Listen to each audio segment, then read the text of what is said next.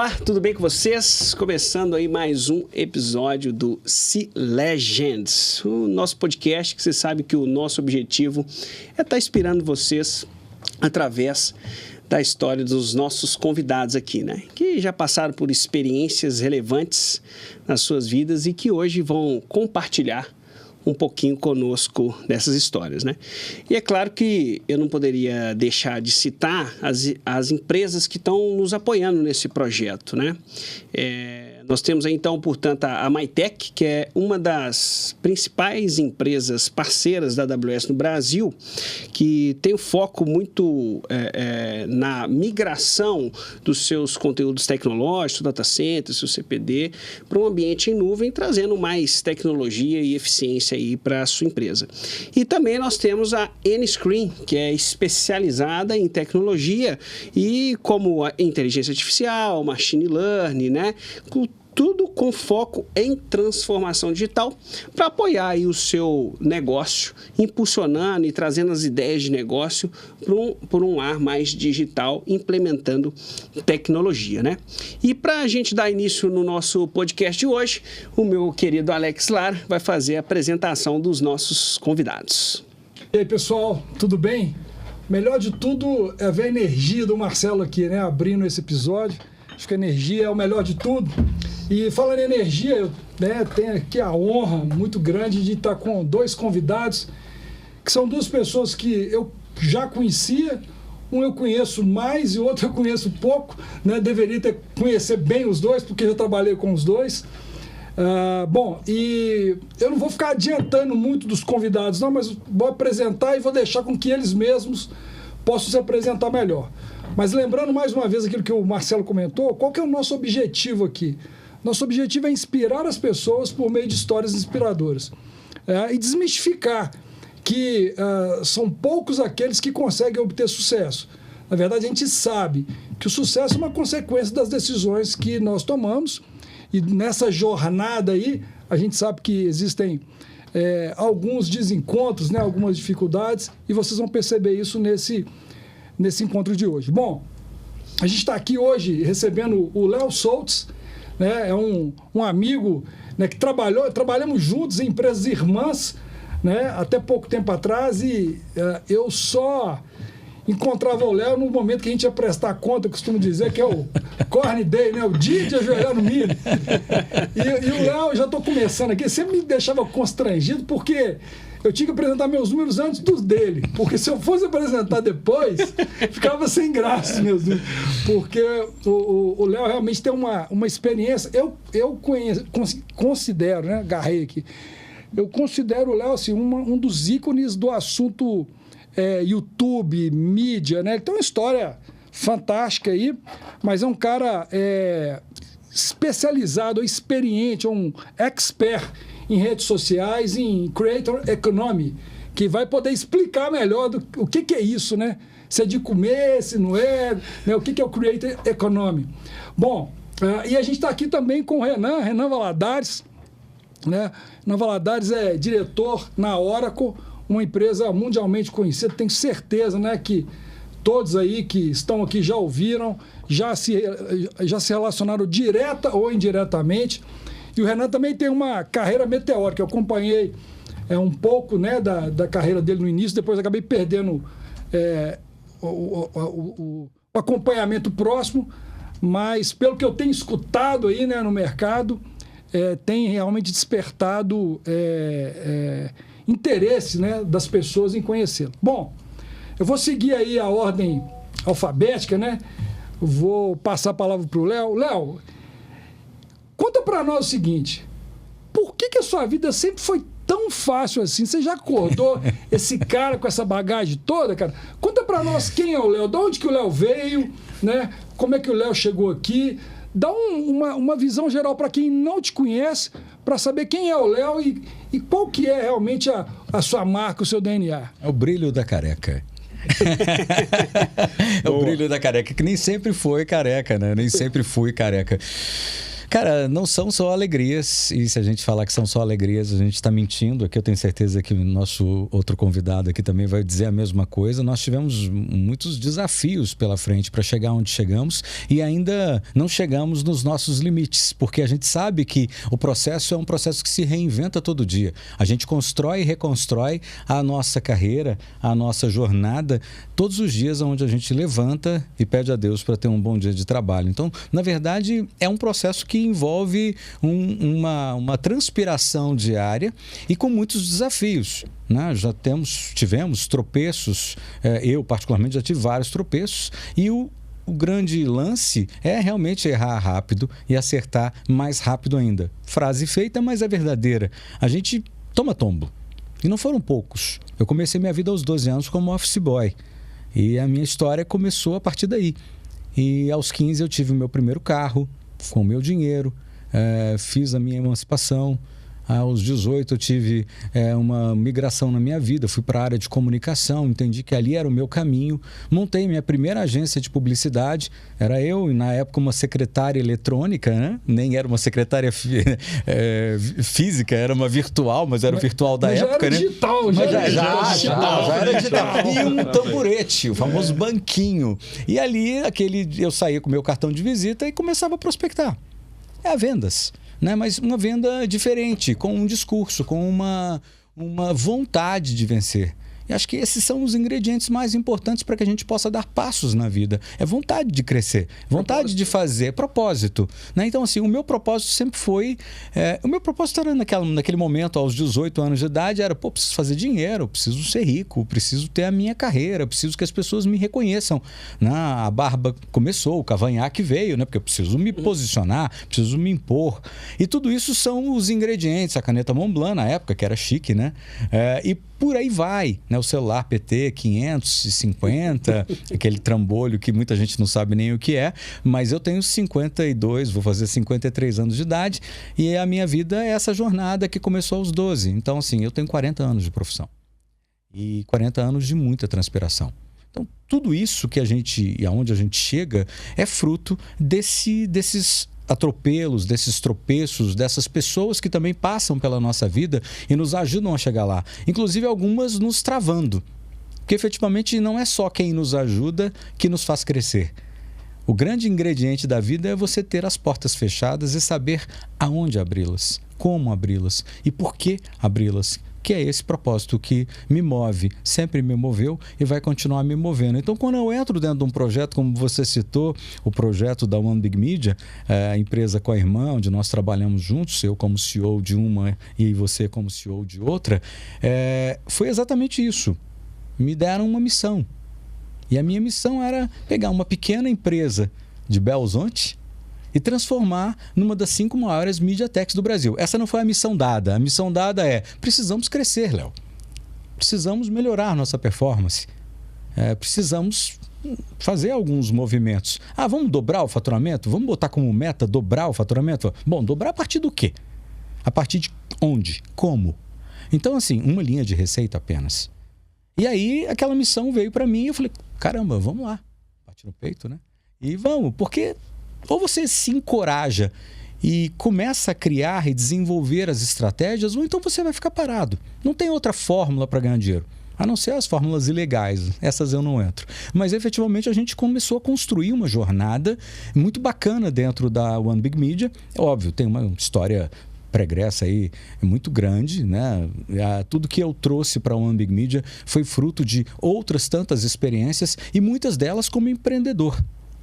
E essas experiências de empreendedorismo são a base de uma construção da minha jornada pessoal. Eu fui muito pouco colaborador, funcionário, diretor. Eu fui muito mais dono do meu próprio nariz durante grande parte da minha jornada, com ônus e bônus. É uma delícia chegar no final do mês e receber o salário sabendo que ele vai pingar todo mês na conta. O equity, né? Os derivativos a partir de negociações, tudo isso é muito legal. E eu os recebi muito bem recebido em todos os movimentos onde eu fui executivo, porque tem uma outra pegada muito legal. Muitas das vezes, os caras que te contratam, eles não acreditam que o negócio pode ser maior do que ele realmente é. E aí é aquela hora boa de você chegar e falar assim, vamos fazer um variável? E o variável é uma delícia. Eu sempre trabalhei com variável na minha vida. Ainda que não fosse como um CEO, fosse como um executivo diferenciado, ou até mesmo um prestador de serviços, um consultor, eu sempre me espelhava no fixo mais variável. No momento em que ninguém queria apostar no variável, falando, olha, eu quero isso aqui para me sustentar, agora eu quero aquilo ali. Ó. Meu percentual tem que ser muito bom. Beleza, né? Ele vai ganhar junto comigo. Então, lindo. E esse win-win, esse ganha-ganha, ele é muito bacana. E foi assim que eu fui construindo a minha trajetória. Não sei se eu vou me alongar tanto, porque o outro convidado também vai ter muito o que dizer aqui, eu tenho certeza disso, até pela apresentação que você fez dele. Também quero ouvir muito. Mas é isso. Não tem comida fácil todos os dias, você tem que batalhar, né? Às vezes você tem que vender o almoço para pagar a janta. Quando as pessoas lhe veem lá em cima, elas não conseguem perceber que houve uma trajetória, uma jornada, os desafios, as quedas, os benefícios, mas a síntese 2 anos dentro de uma empresa, tripliquei o faturamento no primeiro ano, mantive isso no segundo. Os resultados sempre foram muito bons mesmo, né? Você acompanhou isso nas nossas jornadas, né? E assim, era muito bacana chegar ali, trazer as novidades e impulsionar o meu time. E um trabalho muito legal que a gente fez lá, Alex, que funcionou muito, que eu mantenho isso nas minhas próximas jornadas estratégicas e profissionais, é horizontalidade. Esse é um ponto para mim fundamental. É difícil pra caramba ser horizontal, mas é necessário pra caramba ser horizontal. Não dá para você gerir como um chefe com os seus funcionários, né? Faz aquela coisa meio, você manda quem piramidal, pode, obedece quem tem juízo, né? Aquela velha frase, piramidal. Eu entendo que o horizontal, e foi uma das coisas que eu fiz quando eu montei meu time, eu peguei a empresa com 9 colaboradores e 12 canais. Eu deixei a empresa com 140 canais e, entre diretos e indiretos, 60 colaboradores. E um triplo de faturamento por ano. Então, esse tipo de resultado é fruto de sangue nos olhos, na veia e vontade de vencer. É só isso, Léo? Então, eu só ter sangue e vontade de vencer? Não, óbvio que não. Tem uma experiência por trás, tem uma bagagem por trás e tem os fracassos por trás. Montagem de uma empresa no Japão, que eu já fiz, outros negócios na área de tecnologia e inovação que não deram certo, porque você tem que tentar fazer as coisas e você tem que tentar fazer com que o seu sonho se torne realidade. Então, para as pessoas que estão nos assistindo e escutando, né? Eu não sei em quais plataformas vocês colocam o C-Legend, se também tem Spotify, mas assim, efetivamente é isso. Tem que ter uma vontade muito grande, uma vocação muito grande para chegar lá. E tem que saber que vai errar, que vai tomar tombo mesmo e que tem que virar essa chave, porque se não deu certo hoje, pode dar certo amanhã. Eu sou mestre em queimar largada. Mestre em queimar largada. Já queimei várias. Eu criei os mascotes oficiais do Descobrimento do Brasil, 4 anos antes do Descobrimento do Brasil. 1 ano antes, eu comecei toda uma jornada com tudo arrumado, tudo alinhado, registrado. Eu comecei uma jornada comercial, porque também é o seguinte, 4 anos antes, não, a gente fala depois, rede de televisão, não, muito cedo, não está no nosso planejamento. 2 anos depois, não, ainda não está no nosso planejamento. Eu falei, gente, quando é que vai estar no planejamento de vocês? Porque para executar você precisa planejar. E ninguém pensa nisso. É uma coisa muito assim, vai que eu estou te vendo. Não pode ser assim. Muitas das vezes o que a gente vê nas empresas são exatamente essas posturas muito, eu posso dizer que promíscuas, inclusive. Porque você não dá direito ao planejamento exercer aquilo que o planejamento é. Planejar. Para executar. Com métricas, com objetivos. Eu sou cartesiano. Eu não deixo de ser cartesiano, apesar de ser um lunático sonhador. Porque se você não tem o melhor dos dois, você não tem o melhor. Essa é uma visão que eu acredito muito. A gente precisa ter o melhor dos dois componentes. E com isso, o processo vai caminhar de uma forma distinta e ele vai trazer resultados na ponta. Então, eu vejo que a minha relação, por exemplo, com esse projeto foi na hora que estava em cima da hora. Aí todo mundo, não, vamos fazer. Não, mas eu tenho o meu projeto próprio. Eu tenho? Agora? Você tem? Há 4 anos atrás, há 2 anos atrás você não tinha? E o seu projeto não me contempla? Legal, bacana. Isso aí, tudo bem, faz parte do jogo. É a queimada de largada, que você começa muito cedo. Na hora que você chega ali, você já está ofegante. E muita gente está, vou começar agora. Então eu aprendi na vida que também não dá para você começar muito antes dos outros. E eu fiz vários movimentos que foram equivocados, aspas, talvez, não sei. Eu sou o que eu sou por causa desses movimentos também. Mas eu fui muito antes, eu pensei muito antes fora da caixa. E muitas das vezes eu quebrei a cara, porque na hora que eu cheguei na caixa, eu já estava exaurido. E muita gente estava ali, vamos começar agora, 1 ano antes, 6 meses antes. E aí, os atropelos acontecem, inclusive, em roubos de projeto. Porque quem empreende tem esse desafio. Muitas das vezes você empreende com projetos que você pode registrar, e outras tantas você empreende com projetos que são ideias daquele momento, que podem vir hoje de mim, amanhã de você, depois dele, depois dele. Então, essa jornada e esse termômetro entre o que é o tempo certo e o que é o tempo possível é complexa. E disso eu acabei sendo roubado de um projeto dos 500 anos do Brasil por uma apresentadora de TV. Isso é público, já ganhei. Mas assim... Eu não queria ganhar. Eu vi isso há uns 3 meses atrás, eu lendo o jornal, empresário mineiro é indenizado pela famosa, né, e tal... 65 milhões. Falei, vê quem que é esse cara que ganhou na Mega Sena aqui. Foi lá, o Léo, cara, que trabalha do meu lado, apareceu de novo, bicho. Os números do cara não tem jeito, né? Mas isso é só uma etapa, ainda tem outras tantas etapas. Imagina. A gente ainda está aumentar o valor. Na luta. Não, vai cair o valor. Vai cair o valor, ainda tem que receber. A Justiça do Brasil é uma pérola podre. Infelizmente. E a gente passa décadas para tentar receber uma coisa que você deveria receber em no máximo 2 anos.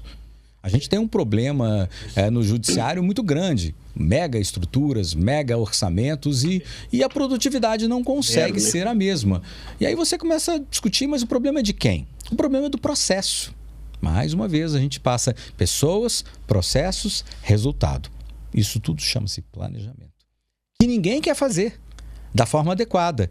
As pessoas vão andando. E eu não falo isso para pequenas e médias empresas, não. Eu falo isso para grandes conglomerados também. As pessoas estão tão departamentalizadas, tão dentro de caixinhas, que eu não posso entrar na sua área. Não, a minha área não, cara. Minha área é minha. A sua área é a sua. Não, a nossa área é nossa. Esse é um desafio que as grandes corporações, eu vivencio isso indiretamente, já tive a oportunidade de prestar consultoria para grandes empresas também, e é um desafio. E você vai, né, dentro das minhas estratégias junto às redes sociais, você descobre coisas que são assim, não é possível que isso aconteça na rede tal. Não é possível que aquilo aconteça na rede tal. E há uma falsa visão de que é um mundo ideal. Talvez o meu colega vai poder dizer isso melhor, porque ele atua numa grande empresa. Não sei se ele vai ter essa coragem de dizer isso, mas assim, eu como estou fora posso dizer isso, porque eu vivencio isso de outra forma. Então, essa realidade do planejamento, ela conduz a gente a resultados que, às vezes, ele poderia ser muito mais ágil numa operação, mas essa operação ela não anda, ela não desencrava, igual uma unha. Por quê? Porque tem tanta gente preocupada com o seu cargo, o seu poder, pequenos poderes, que a coisa não anda. Além da ciumeira básica. Mas por que o departamento dele é que tem essa verba maior? Mas por que ele conseguiu fazer isso e eu não consegui fazer? Por que ele apareceu e eu não apareci? É louco esse mundo corporativo, Alex. Louco. Eu acho isso de um despropósito. E é por isso que eu volto à questão da horizontalidade. Eu posso estar aqui falando, como eu estive em inúmeros podcasts, em inúmeras matérias pelo Brasil, transformando essa pequena e pacata empresa de Belo Horizonte numa das maiores mediateks do Brasil. Esse foi um trabalho de relacionamento institucional muito forte, planejado, estruturado no meu planejamento de 2 anos e meio atrás, quando eu entrei, fazendo a imersão dentro da empresa, entendendo quais eram os desafios que ela tinha pela frente. E é por isso que a gente triplicou o faturamento. É por isso que a gente trouxe uma empresa desconhecida para uma empresa das mais vistas na mídia nacional. Parcerias, por exemplo, setor automotivo, com personalidades aí que... Essa foi a última tacada, né? E inclusive uma tacada que ficou muito... nós tivemos parcerias com grandes portais de internet, nós criamos 5 linhas de receita, onde existia apenas uma. Agora vai entrar o nosso... Como é que chama ele? Vem cá, aparece aqui, vem cá. Não, hoje você vai aparecer, hoje a gente vai abrir as portas da esperança. Vem cá, dá um abraço aqui. Isso aí, ó, ele, esse é o cara que faz a coisa acontecer. Hoje ele ficou famoso, pronto. Vai aparecer na mídia nacional, rapaz. Olha a responsa, hein? Olha a responsa, tá muito hein? bom, hein, meu cara? Então essas jornadas todas, a gente pode abrir outras, para não criar uma linha única aqui, mas essas jornadas todas, elas fazem parte disso que eu acredito para uma empresa, para um caminho estratégico, e essa mescla entre conhecimento e criatividade, e a gente vai poder falar daqui a pouco sobre a Creator Economy, que é um dos caminhos que nós nos linkamos para que pudéssemos fazer com que a One Big Media se tornasse o que se tornou. E a vertical de automobilismo, que é essa que você mencionou há pouco, ela se tornou a maior vertical de automobilismo do Brasil. É um projeto que, no primeiro momento, ninguém botou muita fé nele, não, inclusive internamente. E eu bati muito na tecla de que era importante. E essa questão de você bater na tecla e olhar para onde ninguém está olhando, não com aquele prazo de 4 anos mais, mas com prazo de 6 meses, 1 ano. Hoje eu estou vendo alguns movimentos de grandes players do mercado tentando chegar perto da gente.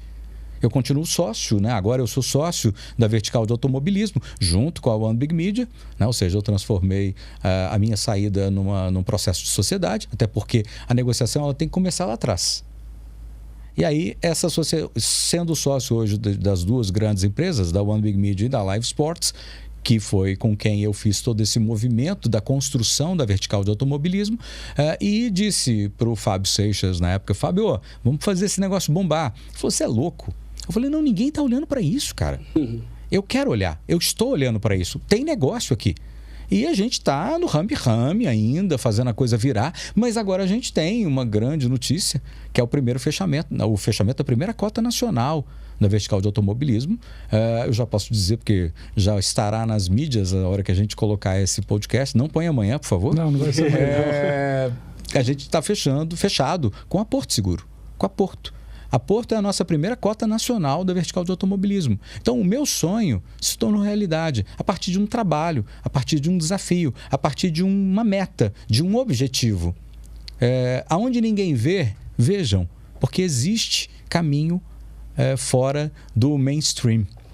E é isso que a gente precisa fazer, criar opções para que pessoas possam, e vocês me disseram, olha, aqui a gente está fazendo um podcast para tentar sensibilizar, demonstrar pessoas daquilo que elas, porventura, não estejam vendo.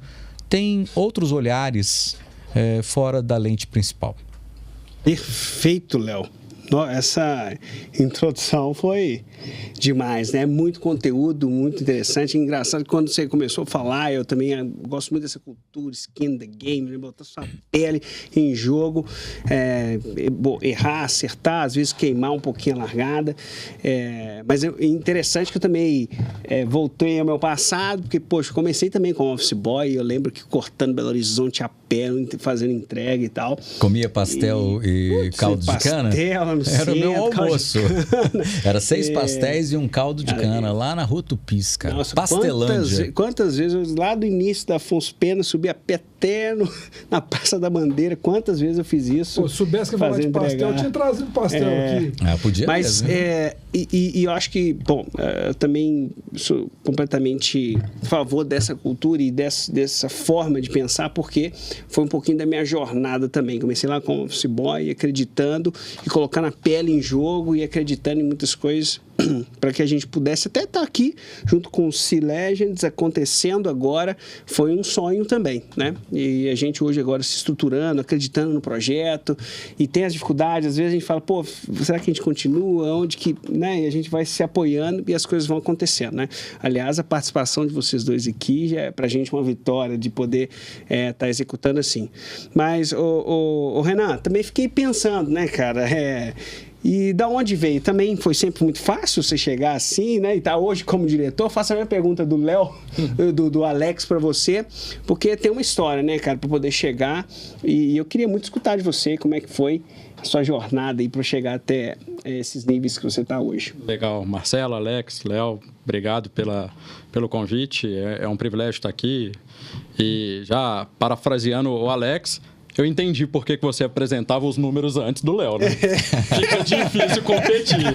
Uma oratória, cartesiano, fica muito difícil. Deixar pra eu falar após, me deixou até sem graça. Mas, seguindo aí um pouquinho da minha história, e aí eu vou fazer uma pequena ponderação em seguida sobre esse espírito competitivo de fazer as coisas acontecerem, até que ponto vale e até que ponto a gente esquece, às vezes, coisas básicas como família.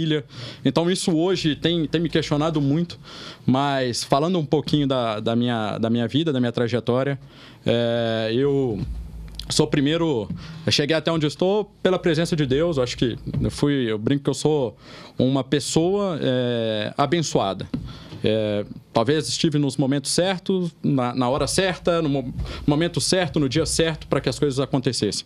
Óbvio que não é fácil, né? Eu comecei filho de uma professora, de um analista de computabilidade, que o meu primeiro objetivo era ganhar mais do que meu pai. E eu falava isso com o diretor, Alex. Falei assim, Alex, meu sonho é ganhar mais do que meu pai. O Alex falou assim, poxa, Renan, continua no caminho que um dia você vai chegar lá. Eu falei, pô, Alex, mas quanto tempo? E muito ansioso, como sou, ele falou assim, calma, vai chegar lá. E eu fiquei muito feliz na primeira vez que eu consegui ganhar um aumento e consegui levar meu pai para uma viagem internacional. Então, eu faço um contraponto aqui da minha história, primeiro agradecendo a família e todos que contribuíram, amigos, para que eu chegasse onde estou. Comecei, obviamente, estudando muito e lavando carro. Não fui office boy. Na vez que eu fui tentar entregar equipamentos, eu fui tentar fazer o contorno na Praça 7, gente. Eu parei o trânsito da Amazonas com Afonso Pena porque eu não sabia andar no trânsito. Eu não sabia andar no centro de Belo Horizonte. Nunca tinha pegado um carro para dirigir. Tinha que fazer um retorno na Amazonas, eu fiz o retorno na praça. Pensei que praça é rotatória e rodei a Praça 7. Não tomei multa, não bati o carro, mas comecei ali lavando o carro, e aí lavava carro, escutava muito de telecom, de TI, não sabia o que eu queria ganhar dinheiro, queria trabalhar em banco. Fiz administração, fui para o lado do marketing, gostava muito de marketing, de mídias sociais, de divulgar produtos. E aí tive uma oportunidade, no mesmo dia em que eu tirei carteira, passei na faculdade de administração, fui convidado para fazer um estágio numa empresa de tecnologia e as coisas foram caminhando, né? Nesse primeiro estágio, a posição era técnica, então eu não gostava da TI, eu queria sair da TI, porque todos os meus amigos com 18, 19 anos estavam indo para balada na sexta-noite e eu estava fazendo virada de data center, estava fazendo instalação de equipamento e só acompanhando, porque eu não era office boy, não era o técnico, não tinha certificação, tinha que ficar segurando o cabo, carregando caixa. E aí a minha história começou com essa jornada de ser técnico, de tentar algumas vezes desistir. E aí pessoas que estiveram do meu lado e Deus me permaneceu ali naquele propósito até chegar hoje na Oracle. Passei por grandes empresas, tive excelentes líderes como exemplo.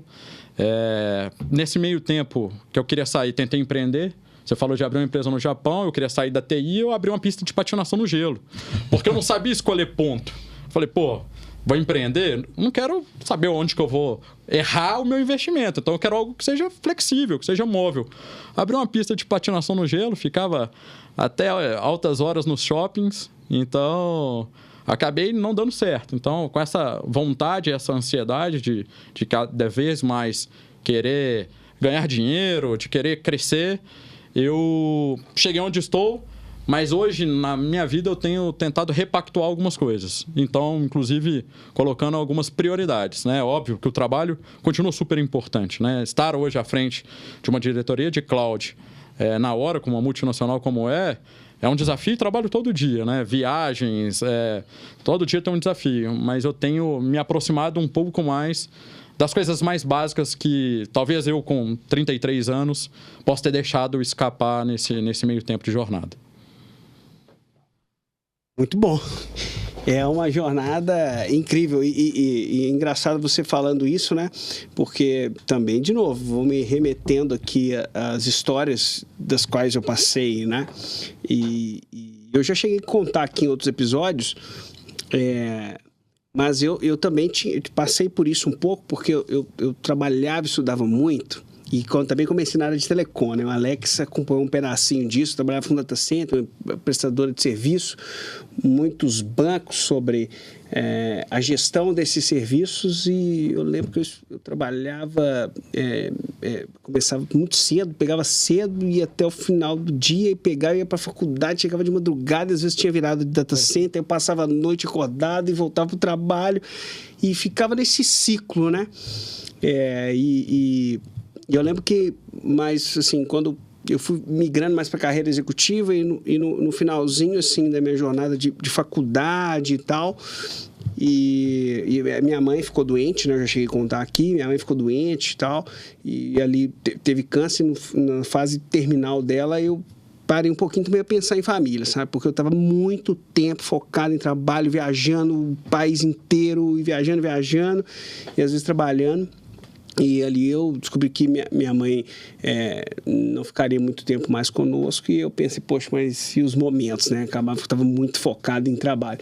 E ali também repactuei com várias questões nesse sentido, de família, estar mais próximo, e ali eu me reajustei sobre alguns aspectos desse sentido, né? Que eu acho que também faz parte. Os empreendimentos, as vidas, tudo que a gente passa profissionalmente, não tem como desvincular da nossa vida pessoal também, obviamente, né?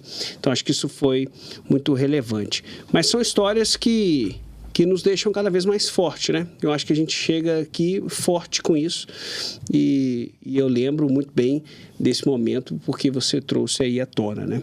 Eu acho que é uma questão relevante, né, para isso. É legal, Marcelo, quando a gente sempre fala, né? A vida é feita de encontros. E eu comentei com um amigo que a vida é feita de encontros, sim. Mas hoje os encontros estão em contagens regressivas, né? Eu paro para pensar, quantas vezes mais eu vou ver o meu pai? Quantas vezes mais eu vou ver a minha mãe? Então, trazendo isso, tem um livro muito legal que eu normalmente recomendo para as pessoas da minha equipe, que estão no dia a dia comigo. Ele chama 6 Meses de Vida. É um livro de uma viagem BH-São Paulo, 80 páginas, que conta a história de um alto executivo.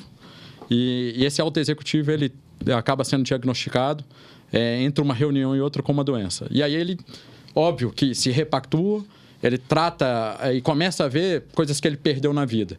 E é uma história incrível. E aquele livro, ele me marcou. Assim como quando eu tinha 18, 19 anos, saindo da faculdade de administração, Pai Rico e Pai Pobre era uma referência. Eu pegava aqueles 10 mandamentos lá e falava, é esse, é isso que eu quero. E aí me transformou muito quando eu pego algo que ele faz esse contraponto, né? Poxa, Renan, qual que é o seu objetivo? Aonde você quer chegar? Tá como diretor. Eu quero hoje proporcionar para minha família o que eles não tiveram ou o que eu puder proporcionar. Eu quero mais para eles. Então, isso é o que eu tenho tentado trabalhar nesse tempo aí que eu tive essa carreira meteórica, como o Alex falou, mas eu vou corrigir, uma carreira abençoada. Pessoal, assim, já são quase 100 programas aí e o contexto é sempre o mesmo, né? Mas a gente vê como que, embora as histórias sejam completamente diferentes, eu percebo que a essência das pessoas que realmente conquistam resultados, né, perenes, passa por isso que a gente está falando, né? Quer dizer, repactuar, né, o reposicionar, tem muito de se reinventar, né, de recomeçar, né? Tem um rei ali, né? Um rei ali faz muita diferença. Mas aí, escutando, né, isso que a gente tem trocado aqui, eu vou passar para o Léo até para ele falar do Creator Economy, que é um nome bonito, né? A gente enrola a língua para falar. Mas dentro desse contexto, Léo, do Creator Economy, eu queria perguntar um pouquinho sobre inspiração sua, porque naturalmente o sonho já talvez seja a maior inspiração que a gente tem, né? Mas naqueles momentos que a gente, né, toma aquelas porrada, né? Vamos falar, e é isso mesmo. Minha avó não podia falar porrada perto dela, não, porque, né? A minha avó é a mesma do Renan. Era um problema, né? Era um problema. A minha avó é a mesma do Renan. O pai do Renan é o irmão caçula da minha mãe. Então, eu acompanhei muita coisa do que o Renan falou aí. Bom, mas... E aí eu queria entender um pouquinho, Léo, assim, cara, desse tanto de porrada que você tomou aí, que foram muitas, né?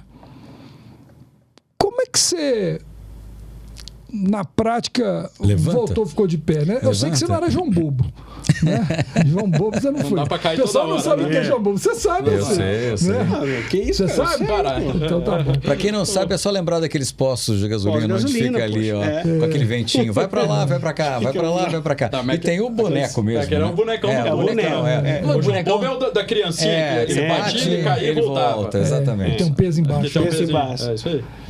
Então, Léo, de onde é que veio, cara, assim... Pô, o Renan falou de Deus ali, eu já sei que se eu perguntasse para ele, eu já sei onde que ele ia responder.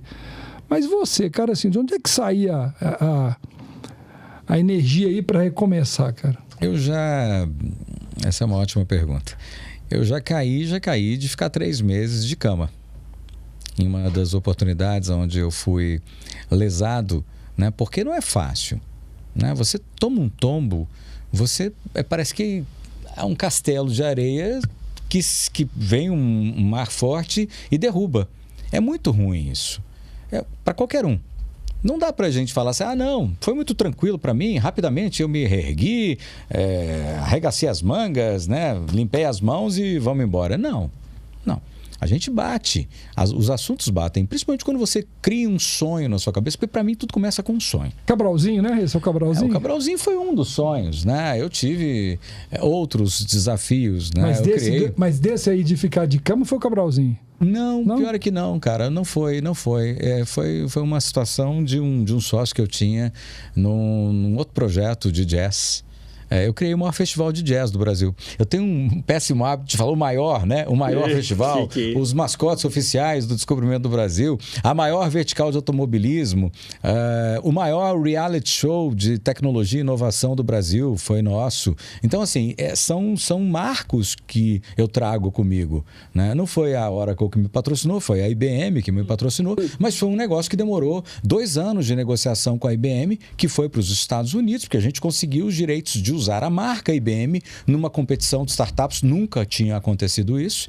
Eu desconheço um web reality como o nosso, que começou como um reality show de TV, e eu transferi ele, né, transformei ele num web reality a partir de toda essa negociação com a IBM nos Estados Unidos. A gente conseguiu o direito de usar o Watson pela primeira vez também. O Watson foi um assistente de jurados e criamos uma competição onde eu coloquei os maiores nomes do empreendedorismo digital. O que você tinha para fazer isso naquele momento?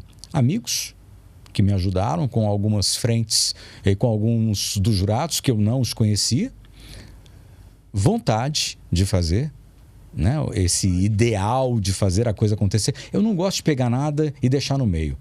Quando eu cismo com um trem, como dizem os mineiros, quando eu cismo com o trem, eu tenho que fazer o trem chegar na estação seguinte. E os trens sempre chegaram na estação seguinte. Agora, isso tem um preço muito grande. Foi legal quando você falou sobre Deus, sobre família, porque eu também venho fazendo um reply aí, sabe? Uma nova visão sobre mundo, sobre qual é o meu papel, sobre o que eu tenho que fazer, até onde eu tenho que ir, porque eu sou aquele cara que só termina quando acaba. E aí é um negócio meio assim, de faca... Nos dentes mesmo, e vamos fazer acontecer. Você me acompanhava pelos corredores ou nos nossos contatos, ali era uma transpiração diária, cara. Eu acordava e chegava na empresa, era um dos poucos que na pandemia resolveu que tinha que trabalhar o tempo inteiro, porque não dá para ficar parado em casa, eu não tenho esse espírito. E assim, eu corria, viajava, hotel praticamente fechados em São Paulo, mas eu estava lá, marcava reunião, fazia o que era possível fazer. Então, assim, essa obstinação, ela é muito importante. Mas as quedas são difíceis. A gente cai no chão. Quando eu tive um problema com o Jazz Festival Brasil, que também foi o maior festival de jazz do Brasil durante 20 anos, 2 décadas, então eu fazia, às vezes, muitas coisas juntas. Eu nunca coloquei as minhas cartas em um único baralho. Nunca. Nunca. Eu sempre acreditei o seguinte: se isso aqui não der certo, eu tenho aquilo ali. Se aquilo ali não der certo, eu tenho acolá. Então, assim, eu fui construindo uma jornada do empreendedorismo múltiplo. É difícil. Mas quando você começa a ligar 3 estações ao mesmo tempo e consegue... Eu estou ouvindo o que você está falando, mas eu estou ouvindo o que ele está falando e eu estou entendendo o que ele está dizendo. Então, quando você começa a criar essas estações, você começa A gente usa muito pouco do nosso cérebro, né? Já dizia Einstein. Né? E assim, a gente tem que aprender a usar mais do nosso cérebro. Mas, por outro lado, eu também não posso deixar de lado. Eu tenho uma filha de 11 anos de idade, eu tenho um filho de 7 anos de idade, eu tenho uma esposa que eu amo. Então, assim, eu não posso deixar... Agora que você falou, você faz direito, né, Léo? Júnior, com toda a criatividade. Faz uma declaração para ela aí. Meu amor, eu te amo. Essa questão da família, para mim, é muito importante, é muito relevante. Eu acredito que eu tenho que fazer mais pela minha família e, às vezes, o empreendedorismo é aquela missão onde tem horas que você tem grana no bolso, e tem horas que você investe tudo num projeto. E às vezes você perde tudo. Ô, Léo, vou te fazer uma pergunta aqui. Por favor. Estava lendo alguns livros, né, de empreendedorismo. Já tentei. Acho que algum dia eu vou encaixar. Mas eu sempre penso que... E aí eu vi você falando de 3 ou 4 frentes ao mesmo tempo. Em alguns livros eles falam, poxa, você tem que apostar tudo. Foca. É antagônico isso. E é apostar, obviamente, né? Você em algum momento achou que, poxa, faltou um pouquinho mais de energia aqui, embora com a sua energia, que se eu desse, esse negócio tinha arrebentado e eu poderia ter aberto mão. Porque é muito difícil a escolha. Porque eu imagino que quando eu abri o meu negócio, você toma uma paixão por tudo. E a paixão, ela te deixa cego, né? Até que ponto você conseguia mediar o seu tempo e você parou, pensou e talvez está num desses pontos seus? Eu gosto de muita coisa ao mesmo tempo. Sempre gostei. Tirando a minha opção pelo casamento, pela minha família e pelos meus filhos, fora isso, eu gosto de transitar em muitos mercados. Eu curto isso. Talvez porque eu sempre fiz isso. E talvez porque eu sempre quis acreditar que uma fórmula só não basta. E a minha fórmula funcionou. Porque hoje eu sou um cara que usa grande parte daquilo que eu construí nas empresas onde eu estou. Então, assim, se é um negócio para mim, eu vou com tudo. Se é um negócio do outro, eu vou com tudo também. Eu entendo as empresas, foi assim com a One Big Media, como minha. Mas eu não era sócio da empresa. Mas ninguém falava que eu não era sócio. Todo mundo achava que eu era sócio da empresa. Ter equity não é ter uma sociedade. Sim. Então, assim, eu sempre vivi muito intensamente as coisas. E às vezes dava tempo de fazer. Então, enquanto eu estava com o meu festival de jazz, que eu tinha um time, porque a horizontalidade não começou ontem, né? Então eu tinha um time que trabalhava jazz. Falei, gente, acontece. Eu chego aqui, eu analiso o que está acontecendo e dou o meu recado aqui técnico, estratégico, e vocês seguem no operacional. Porque se a gente também não delegar, não dá. Sim. Agora, você tem que delegar e cobrar resultado. Eu faço isso como empreendedor, faço isso como CEO e faço isso como síndico de prédio e do meu condomínio. Então, assim, eu faço 2 movimentos de síndico ao mesmo tempo. Pô, você é louco. Síndico é a coisa mais maluca do mundo. Eu sou síndico 2 vezes, gente. E eu adoro isso, porque é uma forma que eu tenho de extrapolar aquilo que eu acredito, daquilo que eu faço aonde eu moro e faço onde eu trabalhava. Prédio, então. Eu tô pensando nisso, Alex. Agora, eu já não sei se eu vou conseguir morar no prédio do Léo. Mas eu sou cartesiano, então as coisas têm que andar na linha. Se vocês quiserem morar onde eu moro, vocês têm que seguir a cartilha. E ser cartesiano também parece ser contrassenso com fazer várias coisas ao mesmo tempo. Mas olha só, para você ver que não existe uma fórmula certa para o sucesso.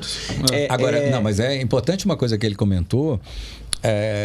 Você já poderia ter dado mais por algum projeto, ele poderia ter dado certo? Sim. O caso da empresa no Japão, que transbordou para um negócio aqui no Brasil, eu fiz um envolvimento, mas eu não entrei no operacional.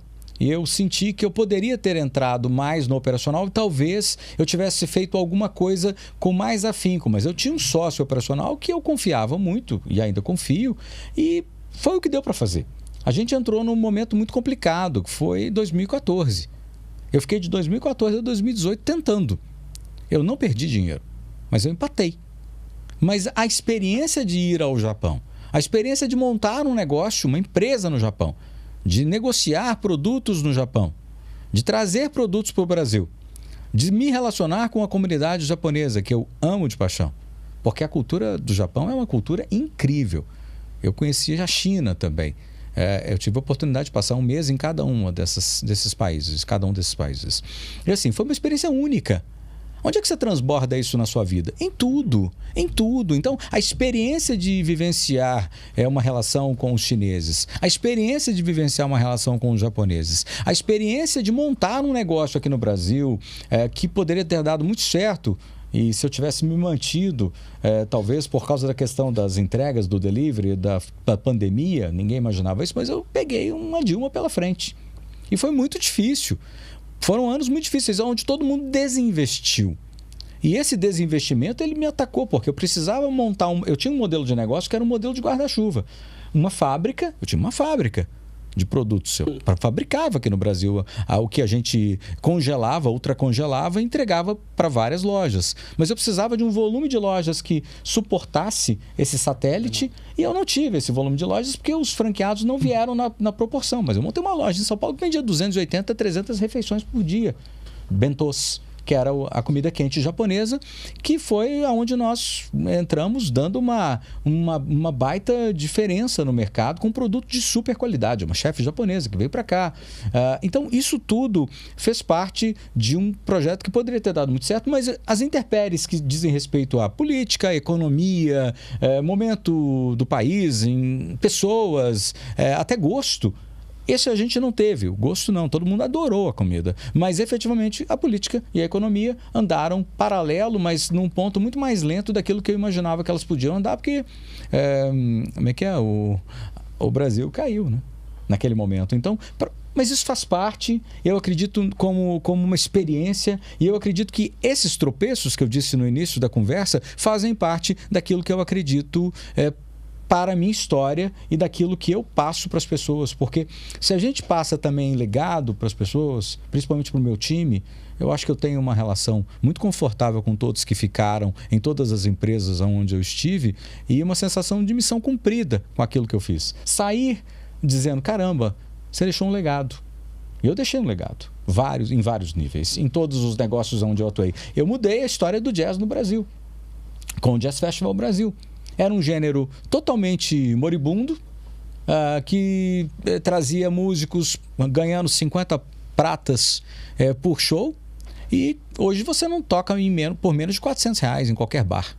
Não toca. Então, assim, isso para mim tem um orgulho. Ninguém vai escrever isso num livro. Mas para mim tem um orgulho muito grande, porque eu mudei a história do jazz no Brasil.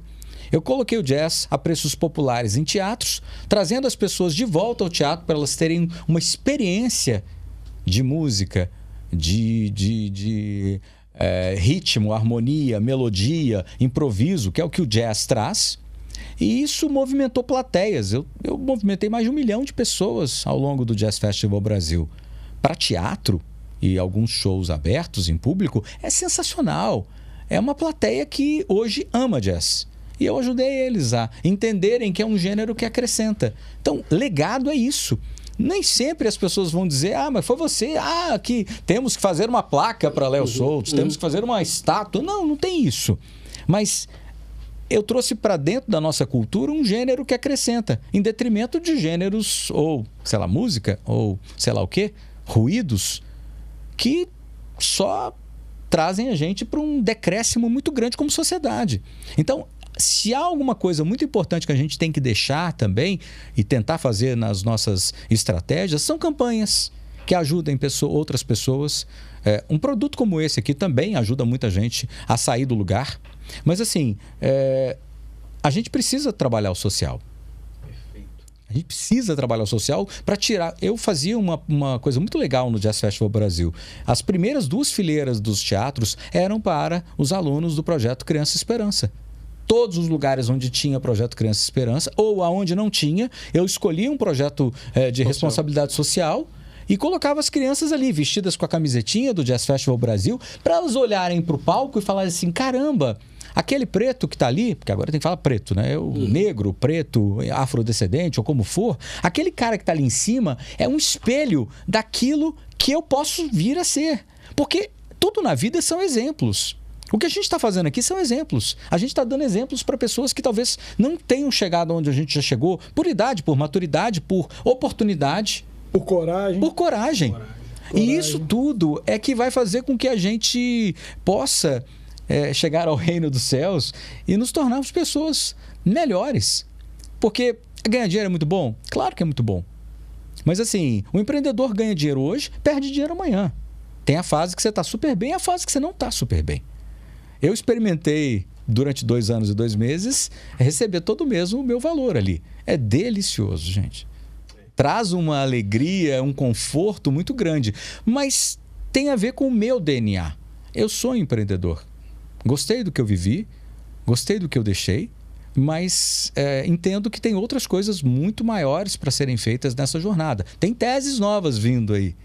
Né? Agora, a Creator Economy, voltando à pergunta, ela é um negócio assim gigante, é a economia dos criadores. O que é a economia dos criadores? É onde os criadores estão, que são pessoas como nós, que resolveram que existe para elas uma plateia específica, pequena, média, grande. Essas pessoas, elas falam um linguajar, um jeito de dizer o que elas têm que dizer, e outras pessoas querem escutar o que elas têm a dizer.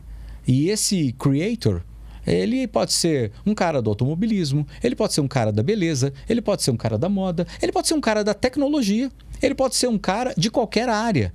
Hoje, no Brasil, nós temos 150 milhões, em torno de 150 milhões de pessoas que dioturnamente acessam a internet. Nós somos o 3º maior país do mundo em acesso à internet por dispositivos dos mais diversos.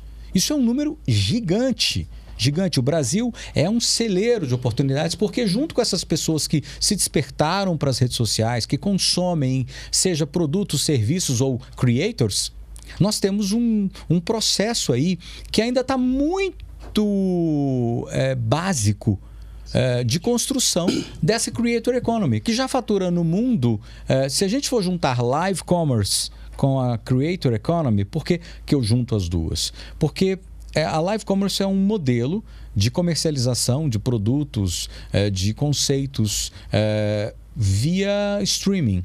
Ou seja, você está ali, abre um canal e começa a vender determinados produtos, como era a Polishop lá atrás, no passado, com aqueles programas, mas assim, você interage com o consumidor.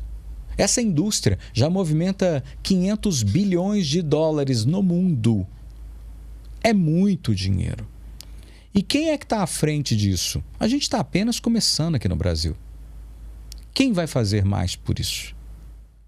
Então, existe um movimento da Creator Economy, porque quem faz o live streaming, quem faz o live commerce? Os creators.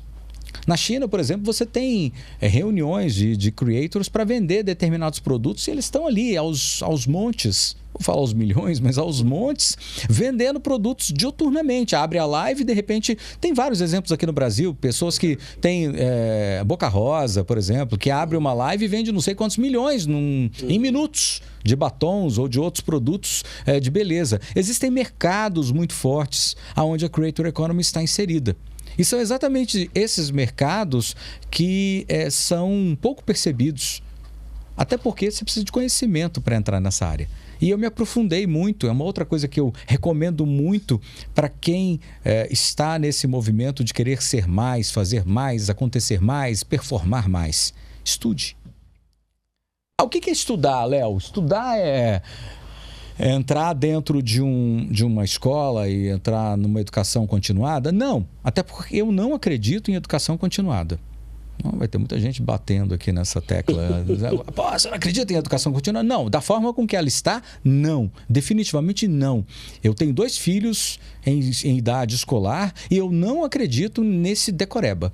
Eu não acredito nessa forma de educação. Eu acredito no que o mundo mudou e que a educação não mudou. A gente tem curvas totalmente díspares entre o que se ensina e o que se precisa se ensinar. Aprender. É uma experiência que a gente precisa dar aos nossos filhos e a gente está dando tabuada, decoreba.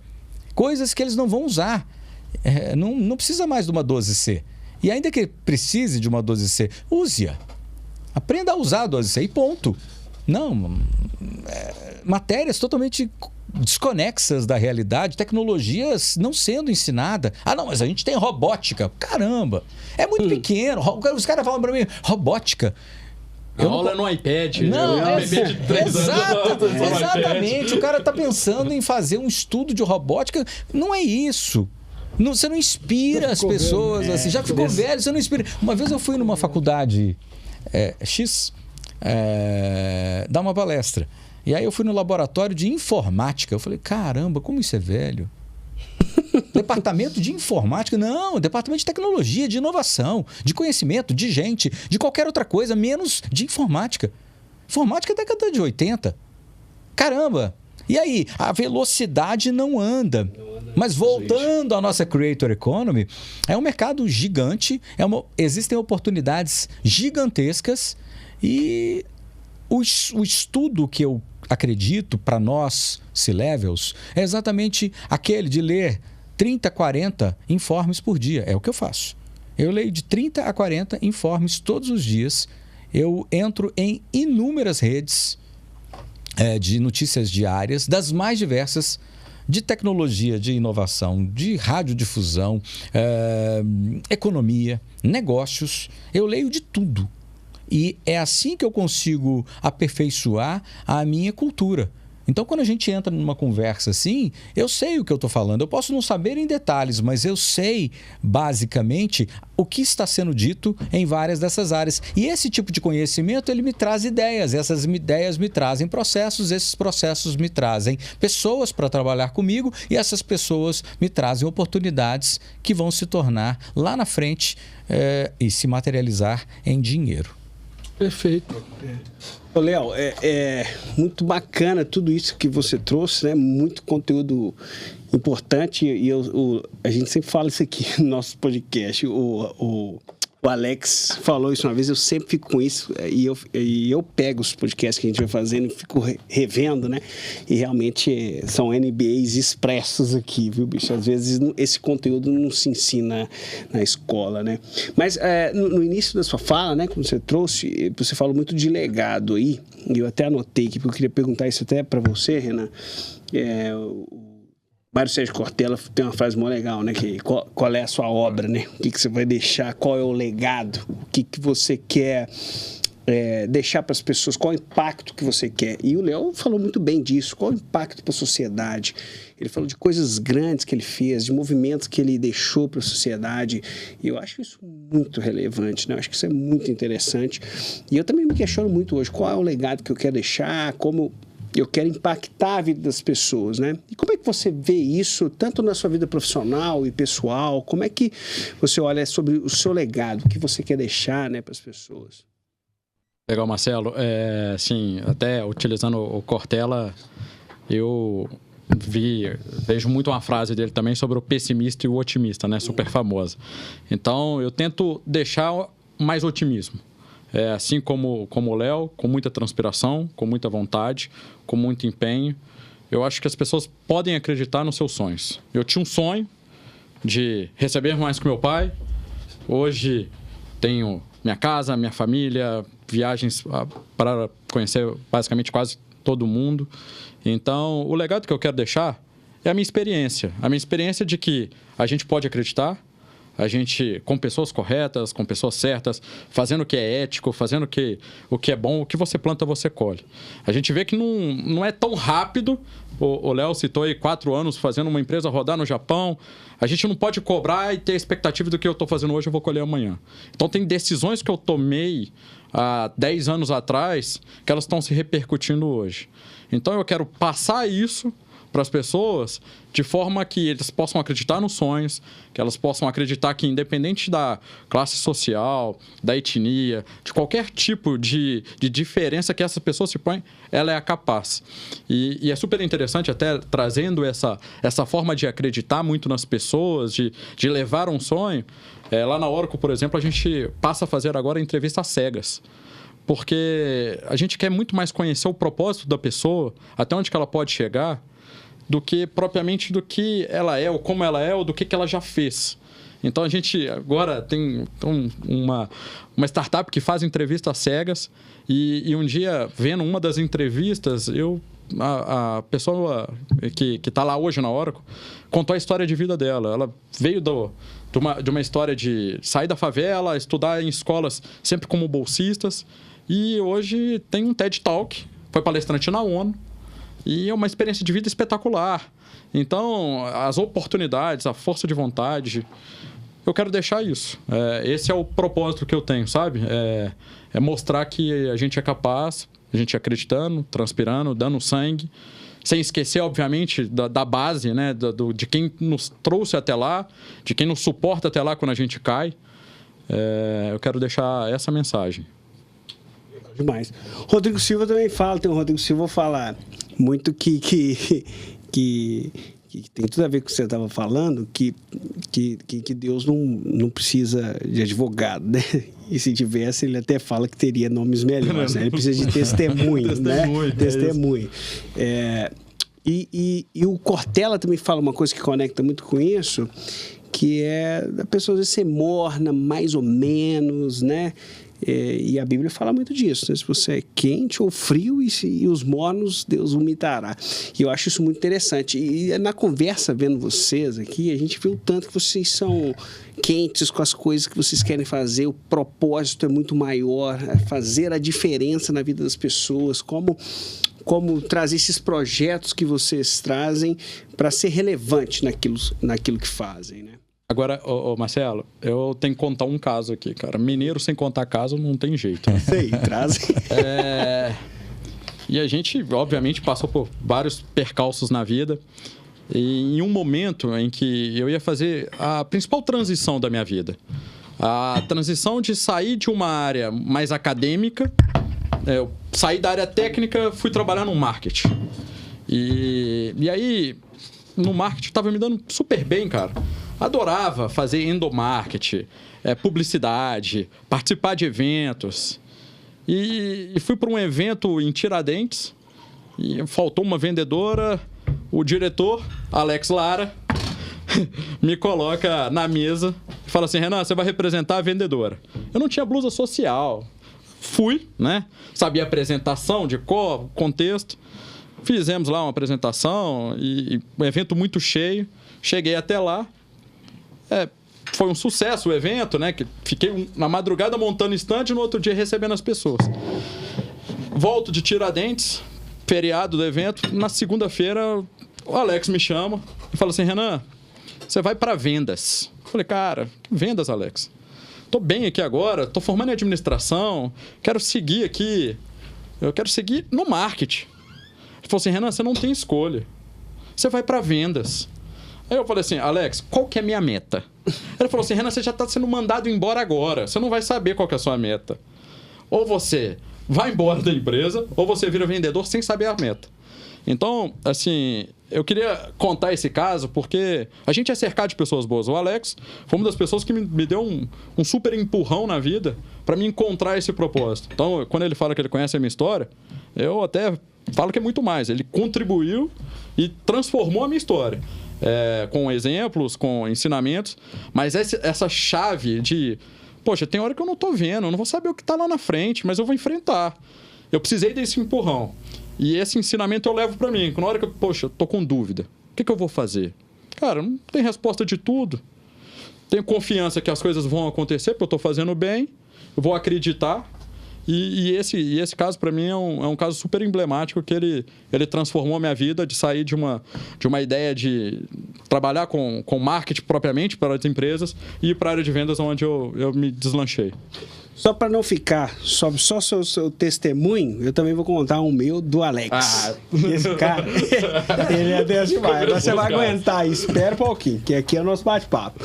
Não, mas foi um ensinamento muito simples, tá bom? E que eu levo para minha vida toda, e ele é muito difícil de ser feito.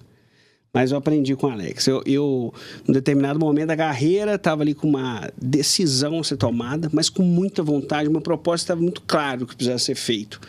Mas tenho certeza que o Léo deve saber isso também, porque trabalha com várias frentes, mas para mim era uma dificuldade tomar a decisão, porque eu tinha várias possibilidades daquelas, né? E, poxa, é muito satisfatório você ter um amigo para quem você pode ligar, né? E pedir uma opinião. Eu liguei pro Alex e falei, cara, tem que tomar uma decisão. Poxa, eu tô aqui. E a resposta dele parece simples, mas foi muito importante para mim. Ele falou assim, cara, pra você tomar a sua decisão, toma aquela que te dê paz. Senta. E na hora que você tiver paz, fala com Deus aí, na hora que você tiver paz, você toma ela. E aí, cara, isso na hora fez muita diferença na minha vida, porque eu sou um cara ansioso também. Vocês estão falando, eu sou um cara ansioso, acelerado, quero fazer tudo muito rápido e tal. E na hora de tomar decisão, eu ficava lá com o meu ego falando para mim mesmo, né, um tanto de possibilidades para cada uma das oportunidades que eu tinha, né?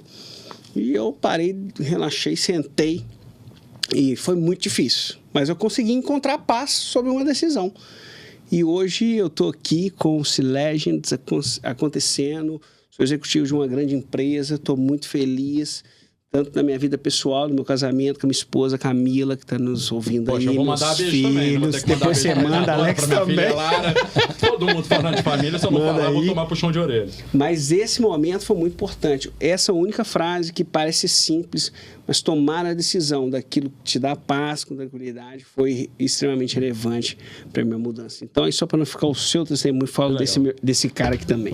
Pessoal, é bom, hoje eu estou um pouco passado aqui, porque o Léo falou de algumas coisas ali, o Renan também falou, mas o Léo falou algumas coisas que as pessoas às vezes não percebem, né? Como que aquilo que ela fala toca em você. E eu estou pensando aqui, processando, então eu estou meio lerdão aqui, mas deixa eu explicar aqui, porque parece que foi um negócio assim, vai. Tem um contexto, né? O contexto é importante. Então, às vezes as pessoas não entendem o processo de decisão. Primeiro é o seguinte, quando você é um executivo, né, você tem uma boa índole, é o mínimo, né, você tem valores, você sabe que o seu sucesso, o sucesso da empresa é o sucesso individual de cada um, horizontalidade que o Léo falou ali.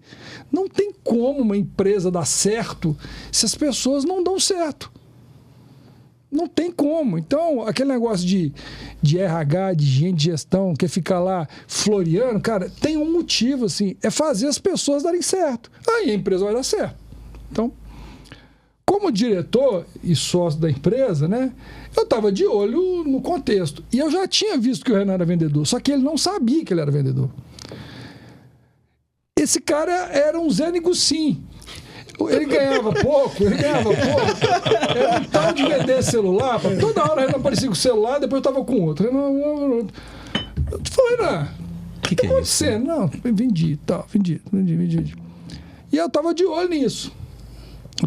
E assim, por conhecer ele mais, eu sabia que ele tinha um lado ainda que ele não tinha descoberto. E ele estava muito mais procurando segurança. Muito novo, assim, querendo... Eu falei, cara, você tá indo pro lado errado. Queria trabalhar numa empresa, num setor administrativo, ficar lá... Né? Aí a gente levou ele para a empresa que ele foi para a Arateca, o Gamelá, né? Instalar a Riverbed. Puxa cabo aí. Puxa cabo para pegar a caixa. Aí a empresa, a gente fez, né, um outro negócio, ele foi e, cara, vou botar o Renan no marketing, né? E aí, assim, era pau para toda a obra. Mas mesmo o cara sendo pau para toda a obra, que é um negócio importante para começar, assim, cara, não faz o que o seu job, vou usar um nome bonito aqui, no seu job description, cara, faz o que precisa, esteja disponível. Entrevista, né, tô só contando porque não quero inverter os papéis, não. Então eu tava de olho nele, esse negocinho. Aí o meu sócio, que era presidente da empresa, tinha uma BMW de novo aí, né, do Braulio, agora é outro. Chegou pra mim, e outra coisa, como ele é meu primo, né? Então, diferença de idade, eu tenho 50, ele tem 33, e é muito difícil pro cara. E aí, ele está numa empresa que ele trabalha, que o primo dele é sócio e diretor. E indiretamente, eu era diretor de marketing e vendas, então eu era o chefe dele diretamente. Então, existe uma cobrança indireta. A gente sabe que tem uma sacada, tá ali porque né? Mas eu estava de olho nessa questão. E se fosse outras pessoas também, o cara tem habilidade, só que ele não sabe e não acredita. E aí surgiu uma vaga de júnior, vendedor júnior. Eu falei, cara, esse cara já é vendedor júnior. Para que eu vou buscar Preciso de um cara pronto, tá aqui, ele só não sabe, mas eu sei que ele é. E estava esperando a oportunidade. Estava esperando qual que era a minha dificuldade de falar para os meus sócios, para os meus pares, que eu ia colocar o meu primo como vendedor. Então o problema era meu, não era um problema dele. Aí o meu diretor, o meu sócio, que era o presidente, está vendendo uma BMW. Aí ele vira para mim, as mesas eram tudo do lado. Alex! Eu chamava ele de Renanzinho. Você acredita, desse jeito assim, você acredita que o Renanzinho perguntou pra mim se ele pode ver minha BMW? Precisava de dinheiro, pô. Aí na hora, né, eu falei, cara, é a chance que eu tenho. Falei, bicho, vai vender? Fala, cara, eu acho que... Ele falou assim, eu acho que vai. Falei, pô, a propósito, cara, tem uma vaga aqui, bicho, quero colocar esse cara como vendedor. Eu não queria falar antes, eu queria que vocês percebessem. Falei, bicho, pode, pô, vai dar certo. Aí eu chamei ele, eu não podia esperar. Ele, né, vem cá, fazer mentoria, coach, não dá. Embora não tinha carro, pegava carona. Renan, tem uma vaga de vendedor aqui, cara, e eu quero que você vá para essa oportunidade. Quanto que é o salário? Papo de vendedor, né? Não, nem era vendedor, assim, ele queria saber o fixo. Era o fixo. Acho que ele ganhava uns 1.600, era um negócio assim, né? Um pouquinho, 1.250. 1.250. Começou bem. 2009. 2009. Começou bem. Né, não sei o que lá. Aí eu falei, Renan, o salário é o mesmo. É o mesmo. Você vai ganhar comissão. E se eu não bater meta? Qual que é a meta? Não, bater. E se eu não bater meta? Se você não bater meta 3 meses, eu te mando embora. O mundo como ele Você é. apertou, rapaz. Né? Aí falando assim, mas eu não quero, não. Falei, cara, você não tem opção. Ou você vira vendedor, eu te mando embora. É interessante o que você está falando, porque isso me traz ao nosso cenário atual. A gente precisa de mais Alex nessa vida. As pessoas estão muito acomodadas dentro do seu job description. E elas não querem sair desse cômodo. Elas, inclusive, questionam isso, legalmente, inclusive. Isso é muito sério. Porque eu fiz muita coisa na minha vida para chegar onde eu cheguei. Tenho certeza que você é idem. Estamos ouvindo aqui agora o depoimento do Alex sobre você. E quantas outras pessoas estão perdendo essa oportunidade de fazer mais, de serem mais, de buscarem mais, porque elas estão acomodadas. Não, eu tenho que fazer apenas o que está no meu job description. Porque eu fui contratado para isso. Você não pode me pedir para fazer a vírgula a mais. Mas assim, eu não concordo com isso, definitivamente. Eu entendo que nós somos muito mais do que aquilo que está dentro de um job description. Porque muitas das vezes a gente é instado a fazer alguma coisa por alguma 3, 4 linhas. Mas espera aí, nós somos só isso? Isso para mim me remete a uma máquina. E nós não somos máquina, nós somos muito maiores do que isso. E muitas das vezes nós nem sabemos quem somos, que é o caso seu. Você não sabia que você era um super vendedor. E descobriu-se um super vendedor. E hoje é diretor comercial, né? Comercial da Oracle. Caramba! Olha onde esse cara chegou. Por causa de um empurrão seu. E se ele não tivesse esse empurrão, onde que ele ia estar? Será que ele seria mais um cara de marketing? E outra coisa, né? Criando peça. A gente sabe. Tem 2 características importantes isso. Primeiro, a visão do líder. E a segunda, a sua atitude para sair fora da linha do job description. Ele não teve a visão jeito. Ele não teve escolha. Ele não teve a visão escolha. do líder. Fala, esse cara vai potencializar aqui. Aí, Marcelo, assim, uma mensagem que eu sempre passo. A gente tem que ter espírito de dono. E dono não tem job description. Quando o dono não tem job description e você tem um espírito de dono, você é do marketing, você carrega caixa, você consegue vender, você consegue entregar, você cria o espírito de dono. E você pode criar isso numa Oracle, você pode criar isso num banco, você pode criar empreendendo. A questão está na pessoa. Se você tiver um espírito de dono, não é o papel que vai te fazer a diferença. Então, essa para mim é a mensagem que eu tento passar para minha equipe. Cara, não se limita aqui. expande. Eu tive uma situação, rápido, mas um caso. Estava fazendo um negócio, o cara não conseguia chegar no preço do cliente. A gente era sócio da CEMIG. Falei assim, vou fazer o seguinte, eu vou arrumar uma reunião com você, com o pessoal da CEMIG.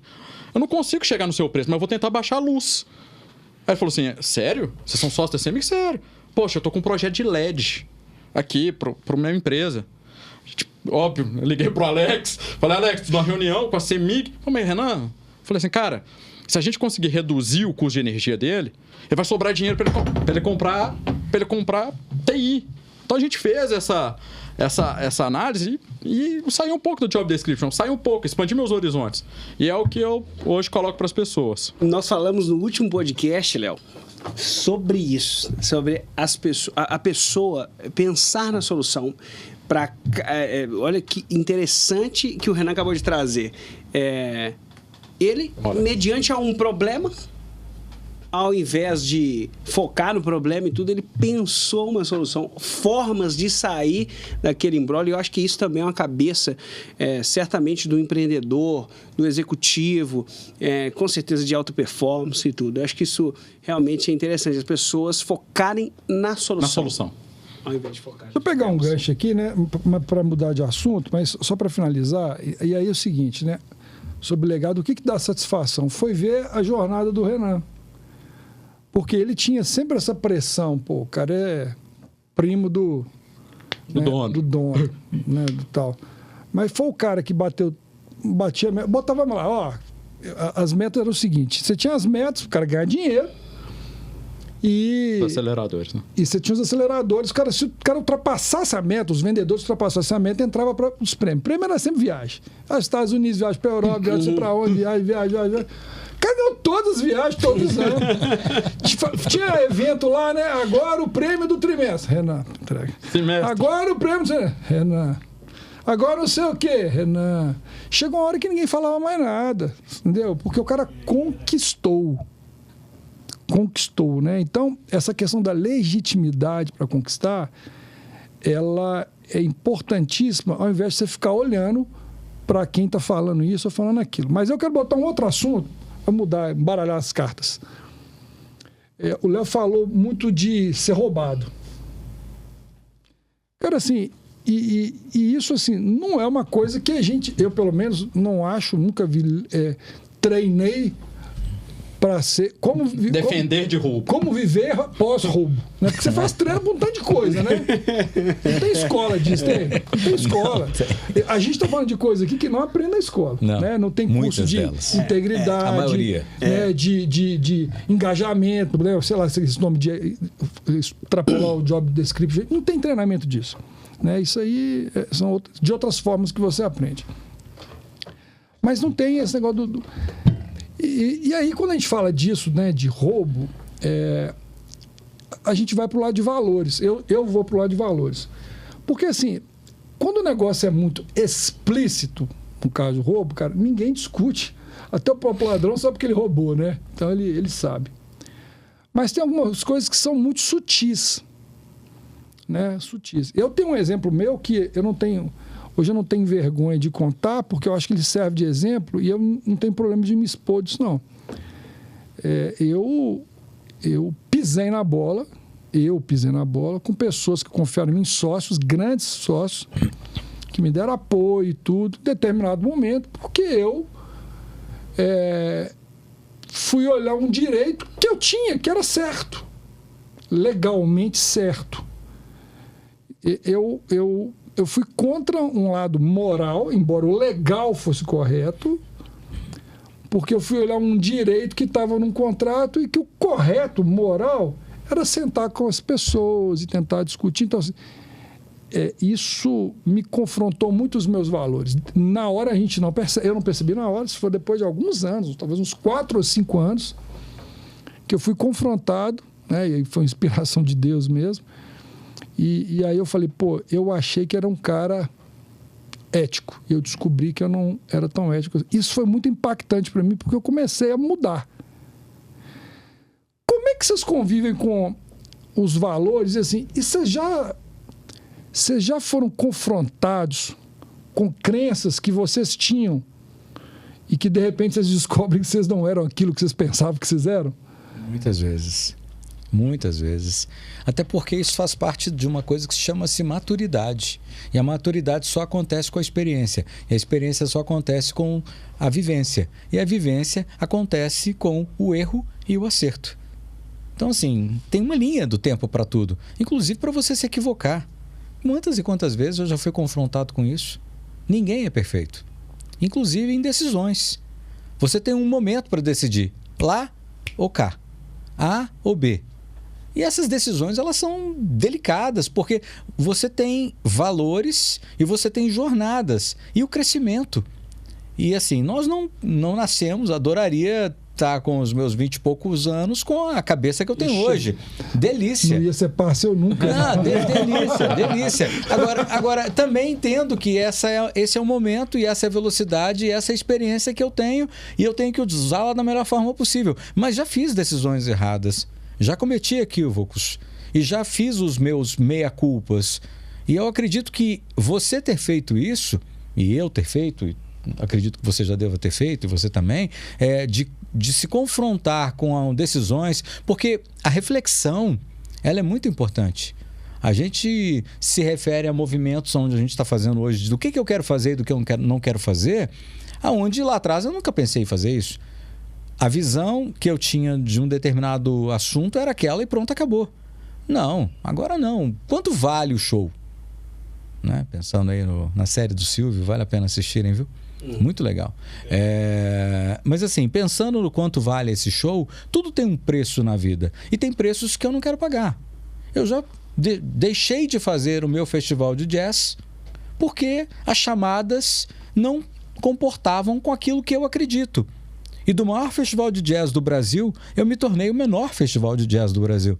Então eu tenho a essência dos extremos.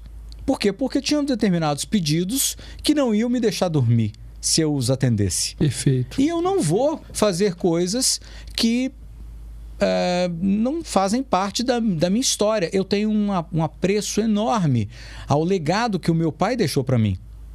Meu pai, você podia deixar R$1 milhão aqui, que ele estava aqui. Não estava não. Estava no banco, guardado, para ninguém roubar. E depois falou, tá aqui o número da conta, tá aqui a senha, vai lá e pega o seu dinheiro. Então, assim, essas coisas... Meu pai nunca foi rico. Mas ele foi um homem muito correto.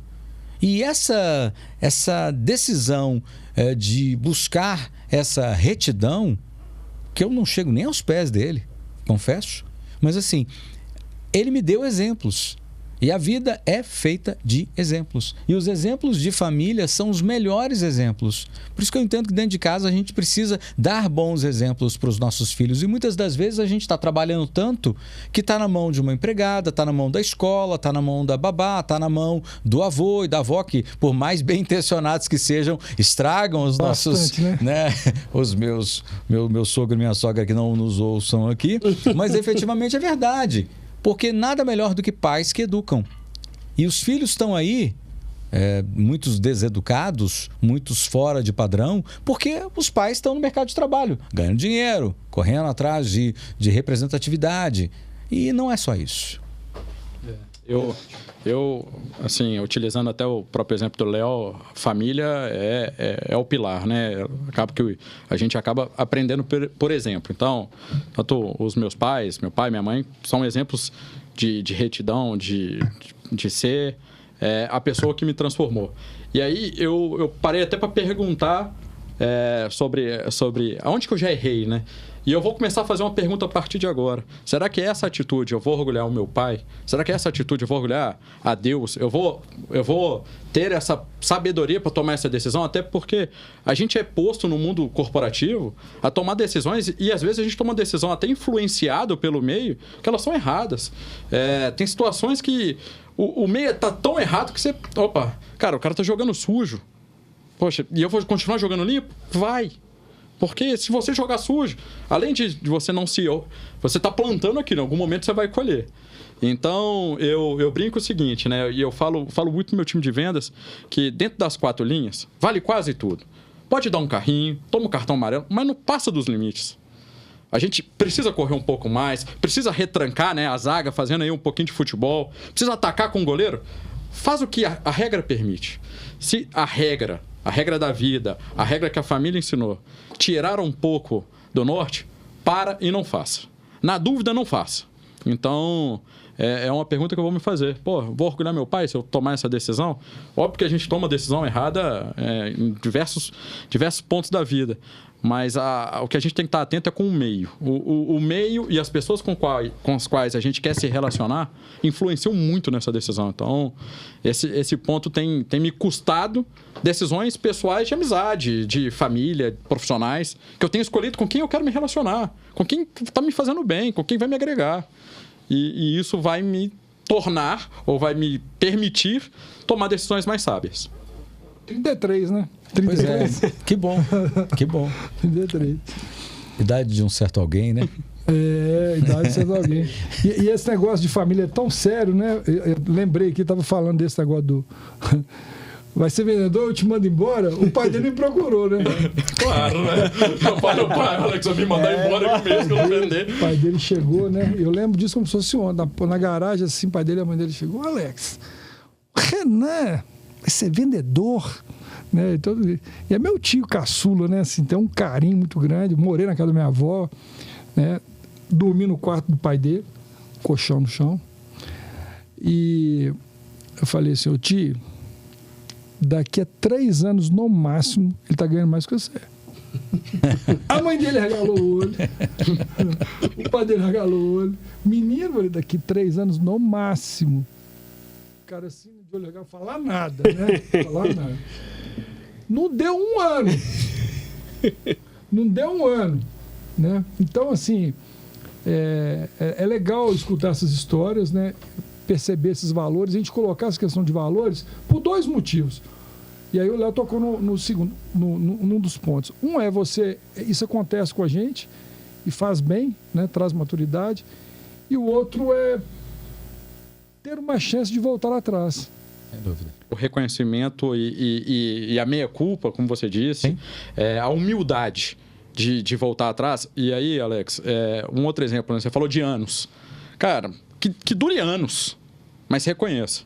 Então, óbvio que nas nossas decisões, quando a gente, podia ter sido diferente. Independente de quem foi, de como foi, a humildade de chegar lá e falar, cara, naquele ponto eu acho que eu me equivoquei. Você estava certo. Pisei na bola. E isso te traz uma experiência, né, que a escola não ensina. E eu acho que ensina mais do que quando a gente acerta. Porque uma das coisas que eu aprendi nessa minha jornada é que era muito bom ganhar prêmio, tá, Alex? Ganhar 6 anos seguidos, melhor vendedor. Cara, meu primeiro ano de Oracle, e aí? Aquele tanto de vendedor ganhando prêmio. Cadê o Renan lá? E aí, como é que vai ser? Eu vou desistir? Então, você ter a humildade de recomeçar, a humildade de falar, opa, não sou tão bom assim como eu era, como eu pensava que era. Então, essa humildade de reconhecer o erro, de saber aonde que você tem que se encaixar, eu acho que vai transformando essa personalidade para o futuro. Essa questão de recomeçar ela é muito interessante, né? Eu vivi isso muitas vezes nos negócios que eu me propus a fazer, e muitas das vezes não era só, eu quero fazer aquilo. Não, é porque o negócio que eu vi e que eu vivi, a agência de publicidade, por exemplo, eu tive uma das 10 maiores agências de Minas Gerais. E um dia, em 2010, eu falei assim, não dá mais, esse mercado quebrou. Mas o mercado não tinha quebrado, mas aí é a visão de longo prazo. Eu falei, não dá mais, as agências vão quebrar em algum momento e eu não quero estar nessa. Eu estava Azul. Em 2010, eu vendi a minha empresa Azul e ninguém entendeu nada. Eu falei, não, a hora de vender é essa. Eu comecei a ver que as tiragens de jornais estavam diminuindo, 2010, hein? Estamos falando de 13 anos atrás. As tiragens diminuindo, os portais crescendo, programática bombando, rede social subindo, as agências começando a ter alguma certa dificuldade de relacionamento com os clientes, o BV, etc, etc. Eu falei, essa é a hora de sair. Mas muitas pessoas continuaram e estão até hoje no mercado.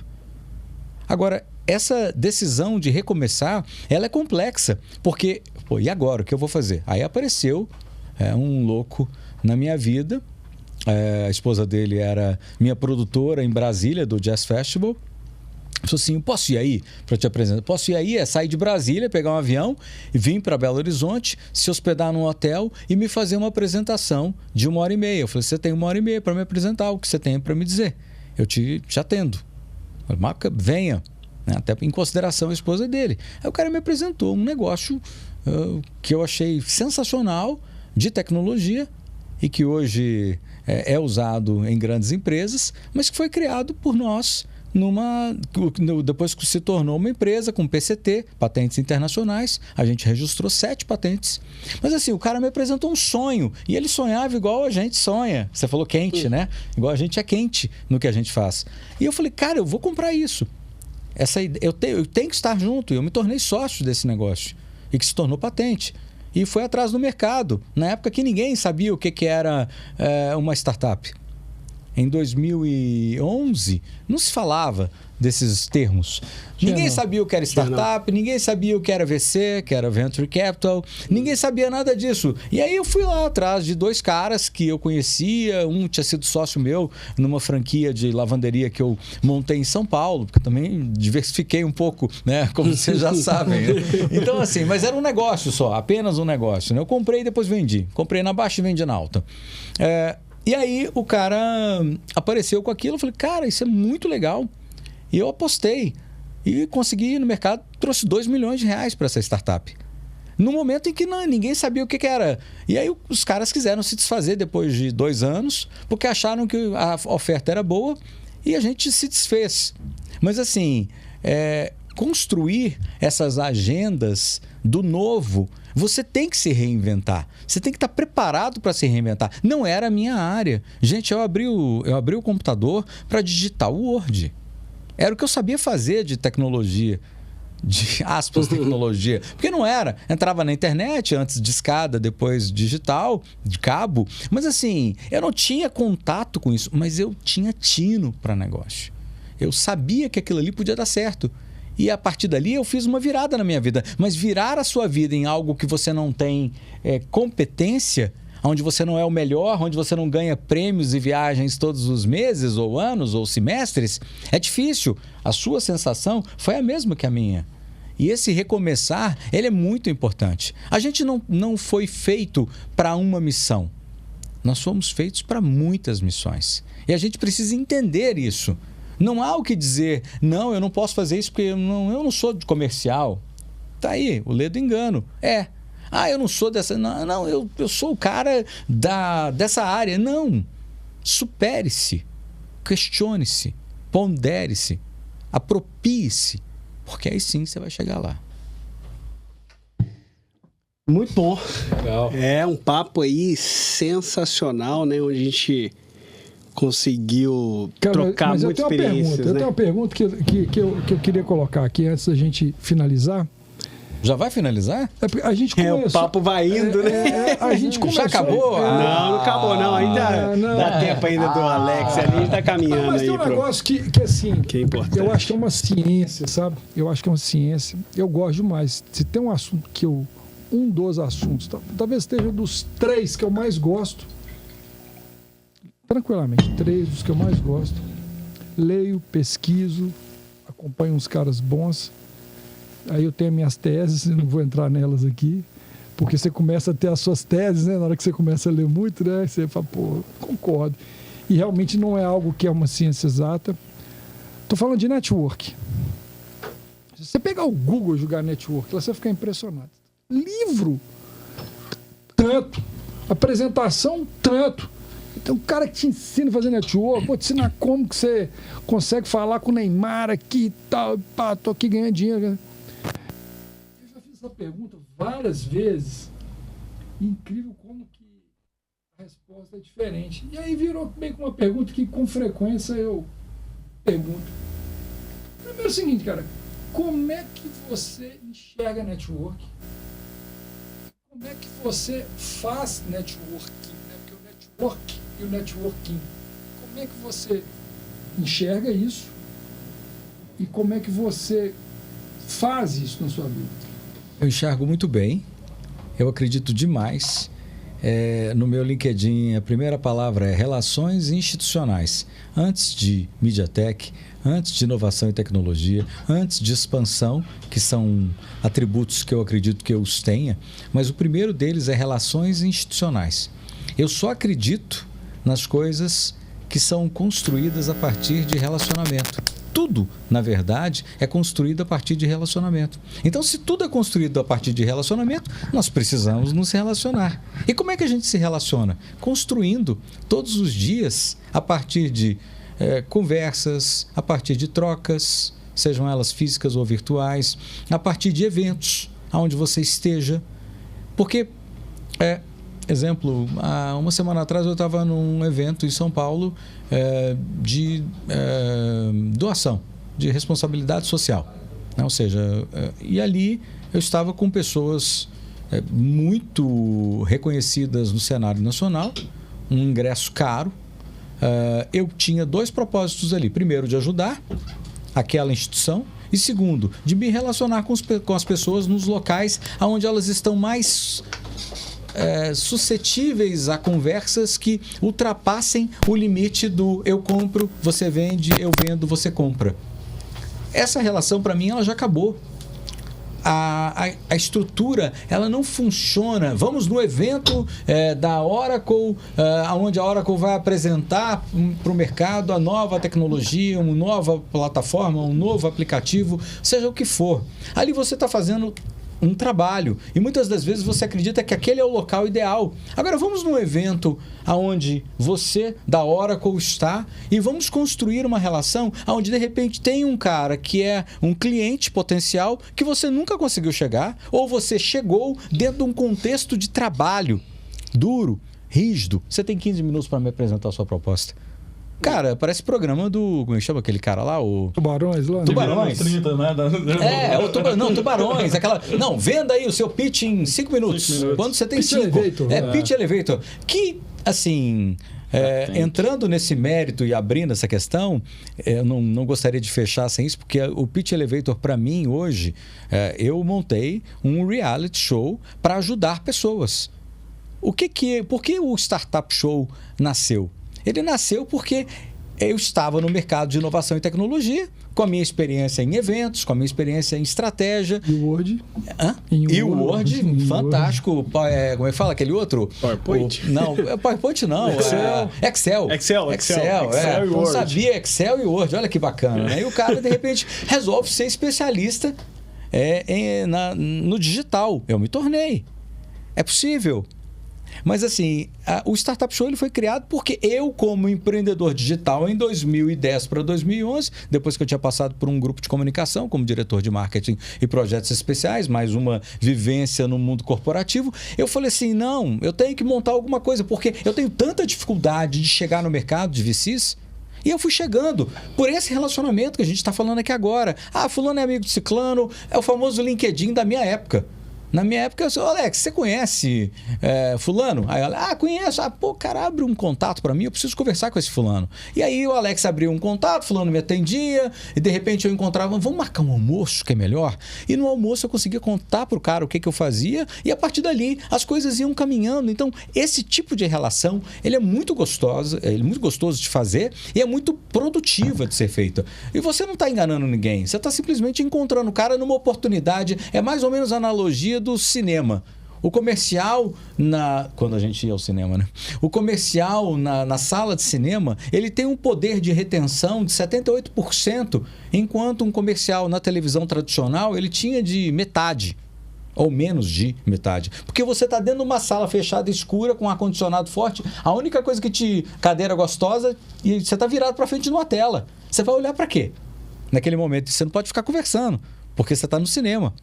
Então, assim, o poder de retenção era gigante. O poder de retenção dentro de um contexto como esse, de networking, onde você está com pessoas importantes, nesse dia, uma das pessoas que estava ali falou, olha, eu estou precisando de não sei o quê, papapá. Eu falei, eu tenho. Que ótimo. Eu virei uma solução para o cara, porque ele se expôs ali dentro de um contexto com amigos e eu estava ali. Então, ficou tão legal que o que eu queria vender, ele comprou, sem eu vender. E no caso do Startup Show, a visão que eu tinha era que o mercado precisava de um reality show. E aí um dos caras que virou o competidor das 300 startups que entraram dentro do contexto da competição, um dos caras virou para mim, cara, você me deu o melhor cartão de visitas que eu podia ter e nunca consegui. O cara desinvestiu a empresa por 64 milhões. Agora, há pouco tempo. Meu amigo, a gente se fala de vez em quando, ele deve assistir, porque eu vou botar nas minhas redes também. Ele falou assim, cara, você foi um anjo na minha vida.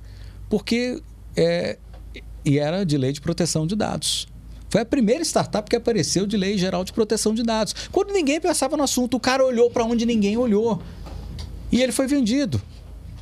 E o cara tá super bem, é um querido. Outro dia a gente jantou na casa dele. Um cara legal. E ele falou, pô, igual a ele, outros exemplos.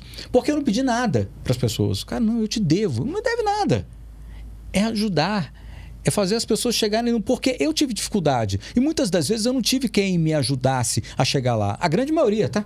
Era eu e eu mesmo. Eu e euzinho, né? E não tinha ninguém para fazer isso virar uma realidade. Então, por que não ajudar outras pessoas a encurtar esses caminhos? Sem, contudo, entregar o famoso peixe na mão. Vou te responder, Alex. Talvez mais voltado para a genuidade. Eu vejo network como eu estudava marketing no passado, né? O top of mind. Eu pensava que eu queria ser o exemplo. E o network vem do exemplo. Então, se eu faço algo, construo algo com alguém e fazendo da forma com que a gente discutiu aqui, de forma ética, transparente, correta, fica marcado. E vai além dos negócios a relação. E quando vai além dos negócios a relação, quando aquela pessoa que você fez o negócio se conecta com outra e precisa de uma solução parecida, de um conselho, vem o top of mind. Poxa, o Renan me ajudou. O Alex me ajudou. Marcelo me ajudou. Então, essa conexão... Eu não sou o melhor cara para LinkedIn, para rede social, embora comercial. Eu publico, obviamente, muitas das vezes o que já estão em outras publicações, matérias de transformações digitais, de produtos. Acho que eu tenho até que explorar isso mais. Mas muito do que eu construí de network foi pelo exemplo. E se você perdurar isso... É o que é o encanto das coisas. E como vinha lá, que você comentou, né, do Zé Negocinho, eu me preocupava se aquilo que eu entreguei estava funcionando, se estava correto, se eu fiz o melhor para aquela pessoa. Embora tenha um relacionamento comercial, eu queria que aquela pessoa experimentasse o melhor. Que ele tivesse a certeza de que ele fez um bom negócio, que ele fez e conversou com uma pessoa que foi transparente, sincera. E isso foi ampliando o meu network. E como manter? Mantendo da mesma forma. Pro básico, para mim, fazendo o correto, conectando quando tem que conectar. Poxa, nesse meio de campo eu já conectei pessoas para a área da saúde, para a área financeira, com as situações que não tinham nada a ver com TI. Você teve aqui um C-Legends com o André da VLI. André Braz. André Braz da VLI. Cara, nos conhecemos, tinha uma diferença entre empresas. A gente troca lista de material de construção para construção em obra. Então, o network vai além disso. Eu indico pedreiro, eu indico construtor. E esse relacionamento vai do exemplo, da genuidade de construir o que é certo. É o que eu penso. Bacana demais. Grandes amigos. Foi bom você ter citado isso, porque eu fiz grandes amigos nessa trajetória. Fazendo com que essa relação ela se tornasse muito maior do que simplesmente vou fazer um negócio de uma forma diferente. Então você extrapola os limites e começa a conhecer pessoas. E essas pessoas elas começam a fazer parte da sua vida. São pessoas com as quais você toma vinho, com as quais você janta, com as quais você toma um cafezinho. E elas se tornaram hoje extremamente importantes para a minha vida. São grandes amigos que eu fiz em vários momentos da minha trajetória. E elas continuam. E esse lance de ajudar o outro tem muito sentido, sabe? De você virar uma ponta. Cara, tô precisando disso. Você conhece? Claro, por que não? A gente não tem que cercear conhecimento. O que a gente está fazendo aqui agora, gente? Não posso contar o que eu fiz, como eu fiz, por que eu fiz. Não, a gente tem que abrir essa caixa para que outras pessoas possam fazer também. Porque isso é legal, isso é legado. E Lara, só para fechar em 30 segundos, rapidamente. E esse network, essas pessoas que fazem parte da minha vida, né? Quando eu me tornei diretor da Oracle, eu liguei para um cliente. E aí, vou até mandar um abraço para o Fernando, que é um executivo da Unimed. Eu liguei para ele, Fernando, e agora? Cara, eu estou na Oracle, virei diretor, eu preciso ter a visão do cliente. O que você esperaria de mim como um diretor e como que você gostaria de ser atendido? E eu não atendo o Fernando, mas é um amigo que acabou sendo criado essa relação. E aí ele me deu ali 2 horas de liderança, aprendi muito com ele, eu falei assim, Fernando, eu não vou conseguir absorver essas 2 horas. Minha primeira reunião de equipe, eu quero que você participe. O Fernando fez uma participação na minha primeira reunião de equipe, em que eu estava nervoso, conhecendo a equipe agora, com um desafio monstruoso. E aí a gente percebe que o network não está ali só para os negócios. Está para ajudar, como o Alex te ajudou, como me ajudou, como o Fernando me ajudou. Então, assim, eu vejo extrapolando o mundo comercial, o mundo de negócios. Eu tenho certeza que eu tenho amigos e funcionários que me dão dica de como cuidar do neném. E isso eu acho que é a beleza da vida, sabe? É o poder ser o top of mind. Poxa, o Renan, da Oracle, cara, o negócio fez legal, construiu, ou ele tem uma filha agora, deixa eu ver o que ele está fazendo. Você passa a ser um advisor e receber conselhos também dessas pessoas do nosso network. Show demais. E só você fez o comentário do André Braz, né? Eu estava almoçando com ele, eu e ele almoçando um dia lá no Buritis, a gente não estava conseguindo falar, tal, marcamos. Falou, conheci seu primo.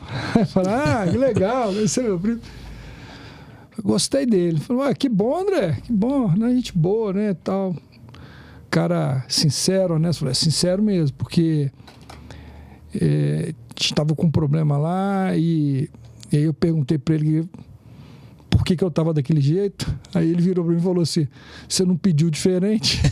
Algo assim, não lembro a frase, mas alguma coisa assim. Vocês compraram sim. Você não quis diferente? Tipo assim. Aí ele falou assim, pô, o cara jogou na minha cara.